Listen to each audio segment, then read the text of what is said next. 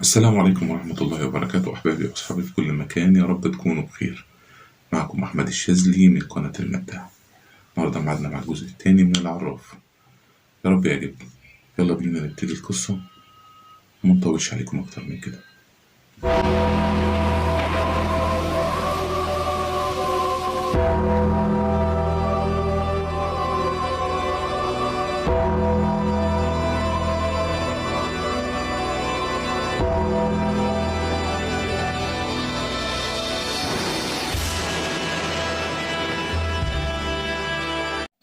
وبعد كده قمت من النوم على صوت صريخ، كأن في حد مات. قمت بسرعة من على السرير عشان أشوف الصريخ ده جاي منين. لقيت الصريخ جاي من بيت جدتي، وكانت فيه دخانة كتيرة خارجة منه. جريت على بيت جدتي عشان أعرف إيه اللي حصل، لكن لما قربت على البيت لقيت البيت النور قايمة فيه، وناس كتير كانت بتطفي من برا البيت، لكن ما كانش حد فيهم قادر يدخل جوه البيت نفسه. فجأة جت عربية المطافي عشان تطفي الحريقة، بس بعد ساعة كاملة. وده بسبب إن النار بتزيد مش بتطفي. بس اللي أنا استغربت له والناس استغربوا له إن مش رجال المطافي هم اللي طفوا النار. النار فجأة اتطفت لوحدها. النار فجأة منها لنفسها اتطفت. جدتي للأسف توفت بسكتة قلبية، وده لأنها اتفزعت من شدة الحريق. اليوم ده كنت حاسس بحزن شديد قوي على جدتي. يعني لما تقولي على حكاية العراف تتوفى على طول تاني يوم كده، لكن اللي شفته على سريري خلاني افتكر. لقيت نفس اللبس اللي كان لابسه الشخص معايا في الكابوس، وكان موجود على السرير. افتكرت الكتاب، رحت بسرعة على المكتب فتحته، وأول صفحة كان مكتوب فيها جملة واحدة بس، وهي البس الثوب الأسود اللي موجود على سريرك. بصيت على اللبس الأسود الموجود على السرير، وبعدين رحت لبسته زي ما قال الكتاب. بعد ما لبسته حسيت بغموض في شخصيتي، وحسيت إني اتحولت لشخص تاني أنا مش عارفه. رحت ناحية المراية، ولما بصيت فيها انصدمت، وكأن لون عينيا اتبدل للون عين قط. رحت أشوف الكتاب، قعدت وقلبت على تاني صفحة، كان مكتوب فيها بناء العهد، وكان عليها بصمة بالدم. وكان مكتوب تحت الجملة دي جملة مسطرة تحت بعضها، وأول جملة فيهم إن ما أقراش أي أذكار، وتاني حاجة إني أجرح صباعي وأبصم بيه عند كلمة بناء العهد، وتالت حاجة إنك تقول قبلت العهد 3 مرات. بعد ما قلت كده لقيت الكرة الإزاز نورت نور جامد أوي، ولما النور فيها بدأ يضعف شفت نفسي واقف جواها.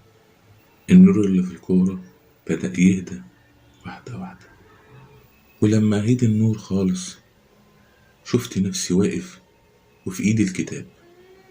بس في نفس الوقت لقيت فيه أشخاص تانيين بدأوا يظهروا حواليا. الأشخاص اللي ظهرت معايا دي كانوا بيعملوا حواليا دي زي دايرة، وكانوا لابسين نفس اللبس بتاعي. قلبت الصفحة اللي بعدها في الكتاب، كان مكتوب فيها كلمة واحدة بس كبيرة بين قوسين: الحضور. وهنا حسيت بسخونة جامدة قوي في الأوضة اللي أنا قاعد فيها، وحسيت بأشخاص موجودة معايا في نفس المكان. وكمان سمعت صوت همسات، واللمسات دي كانت قريبة من ودني قوي، وصوت الهمسات ده كان بيقول نحن حاضر. وهنا حسيت بصداع جه فجأة، صداع رهيب جدا. وبسبب الصداع حطيت راسي على المكتب ورحت في النوم. لكن الصداع ده كان وراه حاجة. لما رحت في النوم لقيت نفسي واقف في بيت جدتي. كنت شايف جدتي واقفة قدامي، بس ما كانتش بتبص عليا، كانت بتبص على حاجة تانية، وكانت واقفة وخايفة من الحاجة دي. لما بصيت في الناحية اللي كانت بتبص فيها جدتي، شفت كائن غريب شبه الإنسان، بس جسمه ضخم شوية وشكله مخيف. كان بيبص ناحية جدتي بشراسة، وفجأة لقيت جسم الكائن ده خرج منه دخان، وبعد الدخان لقيت شرار نار بيخرج برضه من جسمه. وجدتي كانت بتبعد وهو بيقرب عليها. جدتي قالت له بخوف: أنا عملت اللي انتوا عايزينه، أرجوك ما تأذنيش. الكائن ده خرج من جسمه نار، ولع في البيت كله. حاولت أتحرك، أعمل أي حاجة، جدار شفاف عازل بيني وبينهم. جدتي في الوقت ده فقدت الوعي، لكن كانت بعيدة عن المكان النار. فجأة لقيت الكائن ده بيبص ناحيتي وجاي عليا، قرب بسرعة عليا.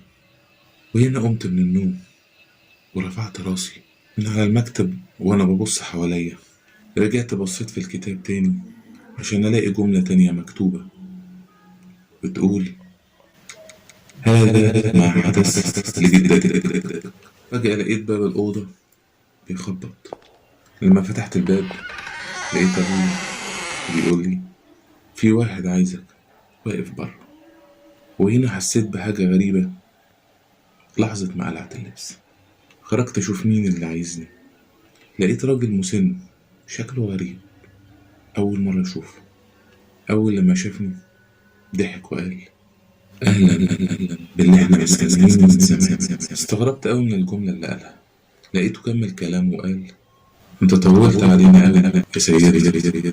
كنت واقف بسمع له وأنا مستغرب وما كنتش فاهم هو بيتكلم عن إيه بالظبط. رديت عليه وقلت له: هو حضرتك بتتكلم على إيه بالظبط؟